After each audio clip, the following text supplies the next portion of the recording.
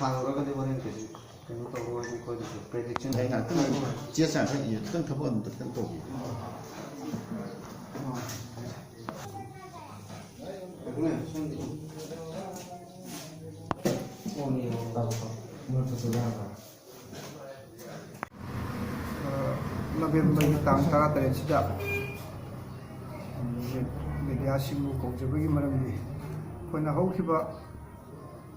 November tang tang mapan tha tara mathoi 2018 da Sri Khudong Doren Singh haribe son of late KIC school Singh hariba nawasina yumdagi gari macha thawraga thokhaga mafam khamdana lama khangdagi mabu phabiki haiba sina maram oire haraga hujik masi fawba November gi tang 13 tha 13 2018 bisbawda koina magi langalangjin amada khanglaktaba koina thiba yaba thijaba haiba yaba haijaba sina chingba tawraba su masi fawda langalangjin amada khanglaktaba maram oire haraga leiriba praja singi maigai dagi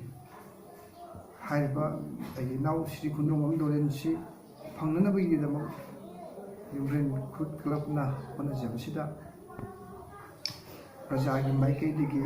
aso mateng pangbire haraga leiriba kanana kari haiba kanana adu haiba si haiba thibidana Doren si khak pangnana bagi damo ona jabsida aso mateng pangbiyu loinana haiba Doren si pangnana bagi damo ona bada magi langalang jin khnana bagi damo ona bada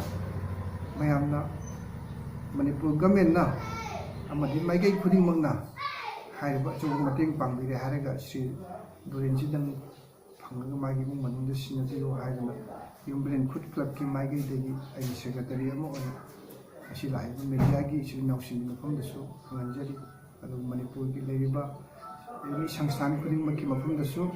aina muka na haijari Manipur government gi mafam dasu aina muka na haijari sina koi karigumba Doren sina sumai tawdana mafum khangdana leigiba taragadi prajana thenagada awab si khanbire haraga amadi yung manungi awab si khanbire haraga Doren sigi langalang ji phangna begidama khonna biyo haina koi sarkar gi maigai dasu leigiba praja singi maigai degisu sarkar de koi kari lobu yabage ro tasu tasin tawraga punna tawbi si haina si lakpiri media gi mafumda Hamna na haijani.